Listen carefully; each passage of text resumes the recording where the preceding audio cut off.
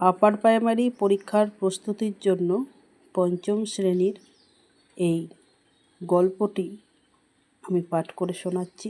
আশা করছি সকলের হেল্প হবে। মাস্টারদা লিখেছেন অশোক কুমার মুখোপাধ্যায়। সাংঘাতিক কাণ্ড। চট্টগ্রাম শহরের অল্প বয়সী কিছু ছেলে এক মাস্টার দাদার বুদ্ধিমতো ইংরেজ পুলিশের সঙ্গে লড়ে তাদের গোলা বারুদের ভাণ্ডারটিকে দখল করে নিয়েছে। আগুন লাগিয়ে দিয়েছে সেই অস্ত্রাগারে। আগুন লাগিয়েছে টেলিফোন আর টেলিগ্রাফের অফিসেও। ট্রেনে করে যে শহরে আসবে তারও উপায় নেই। দু জায়গায় রেলের লাইন ভেঙে ফেলেছে তারা।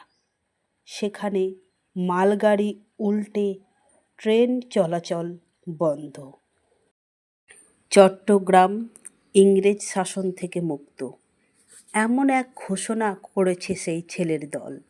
ওরা পুড়িয়ে দিয়েছে ইংরেজ পুলিশ ঘাঁটিতে উড়তে থাকা ব্রিটিশ পতাকা, ইউনিয়ন জ্যাক। সেখানে উঠছে স্বাধীন ভারতের পতাকা। ভারতবর্ষ শাসন করতে এসে ইংরেজরা বোধহয় এমন মার এর আগে কমই খেয়েছে। তারা মনের সুখে রাজ্যপাট চালিয়েছে এতদিন। ভারতবাসী দিনের পর দিন খেটে গেছে, আর সেই খাটুনির ফল ভোগ করেছে সাদা চামড়ার ইংরেজ। প্রতিবাদ করতে গেলেই এদেশের মানুষের কপালে জুটেছে অত্যাচার। এদেশে রাজত্ব করতে এসে তাদের স্পর্ধা একেবারে আকাশ ছুঁয়েছে। কোনো কোনো প্রতিষ্ঠানে সাদা চামড়ার লোক ছাড়া অন্য কারো ঢোকার অনুমতি নেই।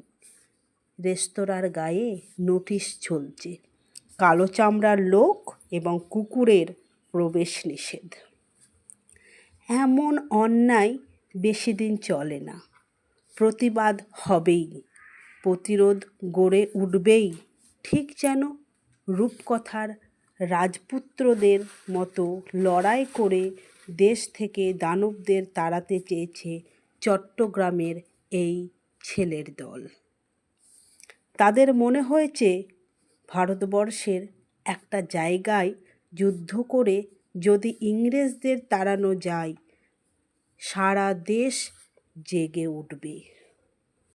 আর সকলেরই তখন মনে হবে, তাহলে তো আমরাও এমনভাবে লড়াই করে ইংরেজদের অত্যাচার বন্ধ করতে পারি, তাদের তাড়াতে পারি।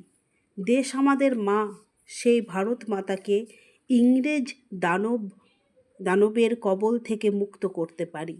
এই ছেলের দলকে দেশের কথা বলে, খেলাধুলো, বন্দুক চালানো শিখিয়ে ইংরেজদের বিরুদ্ধে লড়বার জন্য উপযুক্ত করে গড়ে তুলেছেন এক অঙ্কের শিক্ষক। তাকে সবাই মাস্টারদা বলে ডাকে। কে এই মাস্টারদা, যার কথায় ছেলের দল ইংরেজদের বিরুদ্ধে মরণপণ লড়তে পারে? চট্টগ্রামের মানুষ জানে এই রোগা সাধারণ চেহারার ধুতি পরা মানুষটির নাম সূর্য সেন। কেমন মানুষ এই মাস্টারদা? সবাই কেন তাকে এত সম্মান করে? মাস্টারদা কথা বলেন কম। মজাটা হলো, মাস্টারদাকে বাইরে থেকে দেখে বোঝার উপায় নেই তিনি এত বড় একজন নেতা। তার পোশাক খুবই সাদাসিধে, বাঙালির ধুতি পাঞ্জাবি বা ধুতি শার্ট, রঙিন জামা পরেন না। কথা যেমন কম বলেন, হাঁটা চলাতেও শব্দ হয় না প্রায়। তার বাড়ির লোকজনেরা বলেন, খড়ম পায়ে হাঁটলেও তার খটখট আওয়াজ শোনা যায় না। এই যে মানুষটি চুপচাপ, যার ধরন, তিনি কি করে এত ছেলেকে ভারতের মুক্তির নেশায় খেপিয়ে তুললেন? রাইফেল বন্দুক নিয়ে ইংরেজদের বিরুদ্ধে লড়লেন? এ ভারী আশ্চর্যের কথা। উমাতারা হাই স্কুলের অঙ্কের শিক্ষক সূর্য কুমার সেন নতুন মাস্টার, তাই ছেলেরা প্রথমে বুঝে নিতে চায় লোকটি কেমন? তিনি গম্ভীর, রাশভারী, অঙ্ক ভুল হলে কড়া শাস্তি দেন, না একটু নরম সরম হাসি খুশি? ছেলেরা অবাক হয়ে দেখল, এ মাস্টারমশাই বন্ধুর মতো হাসি মুখে ছোট বড় সবার সঙ্গে মেলামেশা করছেন। খুবই সহজ সাধারণ মানুষ, কিন্তু ঠকাবার উপায় নেই। তার চোখের দিকে তাকালে কিছু লুকোনো যায় না।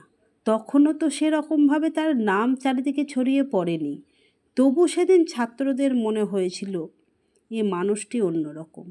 তার কথা মতো ছাত্ররা ভোর 4টের সময় ঘুম থেকে উঠে ময়দানে গিয়ে ব্যায়াম করত, সংস্কৃত স্তোত্র আবৃত্তি করত।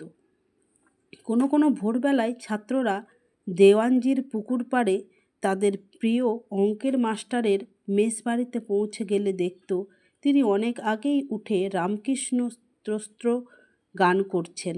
রামকৃষ্ণ বিবেকানন্দই ছিলেন তার আদর্শ পুরুষ। ছেলেদেরও তিনি এই দুই মনীষীর ভক্তি, ত্যাগ, তেজস্বিতার আদর্শে গড়তে চেয়েছিলেন। তার প্রিয় কবি রবীন্দ্রনাথ ঠাকুর, এত প্রিয় তিনি বলতেন কবি সম্রাট রবীন্দ্রনাথ ঠাকুর।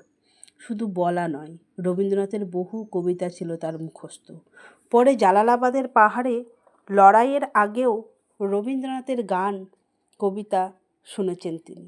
জেলের মধ্যে রবীন্দ্রনাথের কবিতা পড়েছেন। চিঠিতে রবীন্দ্রনাথের কবিতার লাইন উদ্ধৃত করেছেন। সাথীদের তার কবিতা পড়তে অনুরোধ করে বলেছেন, রবীন্দ্রনাথ আমাদের ভারতবর্ষের এক মস্ত বড় সম্পদ। তবে উমাতারা স্কুলের ছাত্ররা সেদিন অঙ্কের শিক্ষক সূর্যকুমার সেনকে একটু অন্য নজরে দেখলেও বুঝতেই পারেনি এই মানুষটি একদিন শক্তিশালী ইংরেজদের বিরুদ্ধে লড়বেন। 3 দিনের জন্য হলেও চট্টগ্রামকে বিদেশি শাসন মুক্ত করবেন।